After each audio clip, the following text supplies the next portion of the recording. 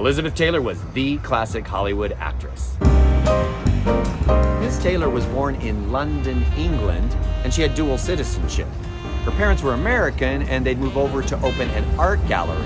But when World War II was approaching, they decided to go back to America, and they moved to Beverly Hills. At age 12, she could ride a horse, she had an English accent, and she got hired for, you know the picture I'm talking about, National Velvet.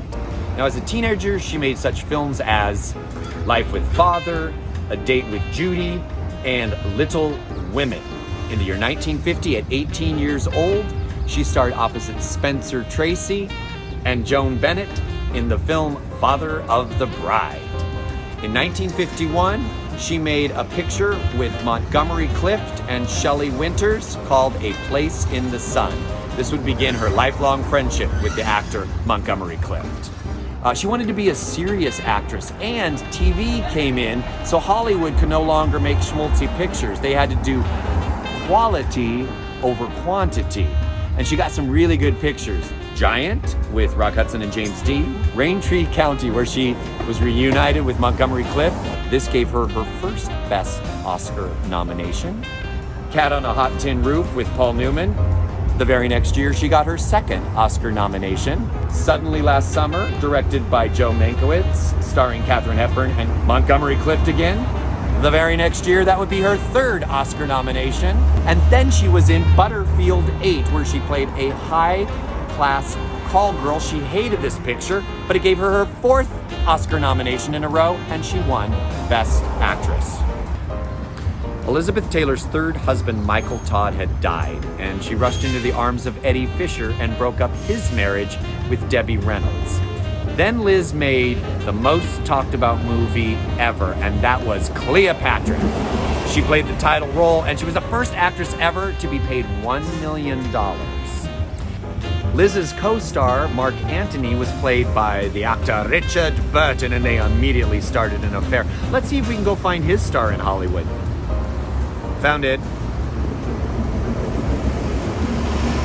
The press dubbed them Liz and Dick, and he lavished jewelry on Liz. The Taylor Burton diamond he bought for $1 million. It was even too big for Liz, and she had to take the ring and make it into a necklace.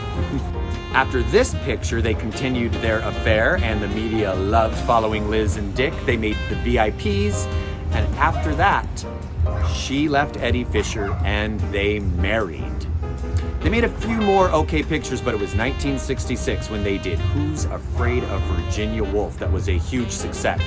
It was Mike Nichols' first motion picture, and he was worried about making beautiful Liz Taylor ugly as Martha, so he asked her to gain weight, and he insisted it be filmed in black and white so she looked older than Burton. Now, this picture, all four stars were nominated for Best Actor, Best Actress, Best Supporting, Best Supporting. The women won. Sandy Dennis won for Best Supporting Actress. Liz won, but the men did not. Ever since this film, when asked about that, Liz would say, "Dick was robbed."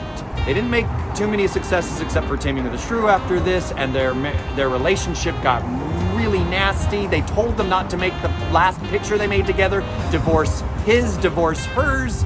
After that picture, they divorced, him and her, both of them. She would be married 3 more times, one of them to Burton again, and that clearly didn't work out. She did small roles on television, guest stars like General Hospital and Hotel, but due to her friendship with Montgomery Clift and Rock Hudson, her lifelong goal was AIDS activism at the end of her life.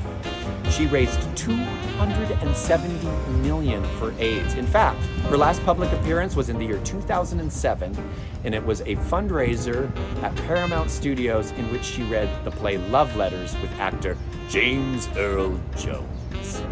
This is Todd Pickering for Walk of Fame Wednesdays. I will see you in Hollywood.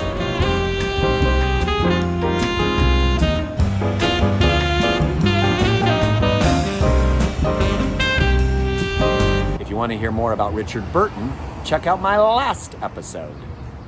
Nailed it?